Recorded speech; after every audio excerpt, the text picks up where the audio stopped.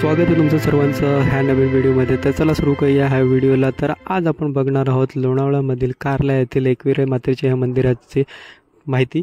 तर आपण सर्वात पहिले तर कशी प्रकारे आपण एकविरा मातेच्या मंदिरापर्यंत जाऊ शकतात। तर बाय ट्रेन आपण एकविरा मातेच्या मंदिरापर्यंत जात असाल तर लोणावळ्यावरून आपण जाऊ शकता आणि सर्वात जवळचे रेल्वे स्टेशन आहे ते म्हणजे मळवी रेल्वे स्टेशनपासून आपण लोकलने सुद्धा प्रवास करू शकता आणि तिथून आपल्याला एकविरा मातेच्या मंदिरापर्यंत जायला भेटेल। तसंच आपण बसने किंवा ऑटो रिक्षाने सुद्धा आपण एकविरा मातेच्या मंदिरापर्यंत प्रवास करू शकतात लोणावळ्यावरून। तसंच आपण प्रायव्हेट गाड्या जे आपण घेऊन जाऊ शकतो ते गडावर आपण घेऊन जाऊ शकतो आणि तिकडे पार्किंगची सुद्धा सुविधा उपलब्ध आहे। हे मंदिर पुण्यापासून 49 किलोमीटर तसंच मुंबईपासून 97 किलोमीटर अंतरावर आहे।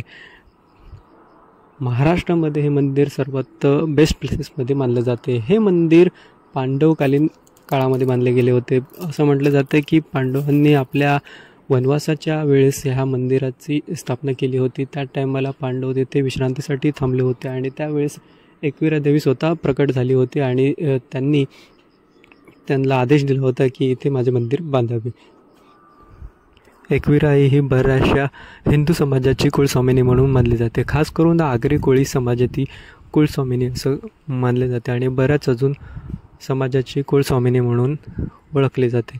एकविरा आईला समुद्राची देवीसुद्धा म्हटले जाते। एकविरा आईचे हे मंदिर कार्ला लेणीमध्ये स्थित आहे। मंदिराच्या आजूबाजूने आपल्याला कार्ला लेणीचे हे कोरीव काम दिसून येते। एकविरा आईचे हे मंदिर लोणावळ्यापासून फक्त 8 किलोमीटर अंतरावर आहे। तसंच पुणे शहरापासून 49 किलोमीटर अंतरावर आहे आणि मुंबई महानगरापासून हे 97 किलोमीटर अंतरावर आहे। तर आपण इथे by train, by bus, by private vehicle अशा भरपूर साऱ्या मोडवेने येऊ शकता।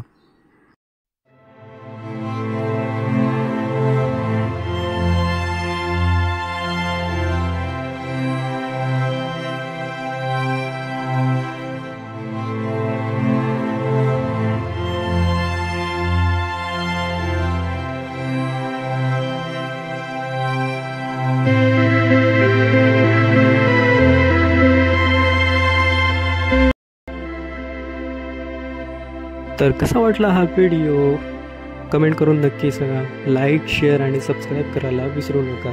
तर भेटूया पुढच्या व्हिडिओमध्ये। तोपर्यंत good bye, see you, Tata.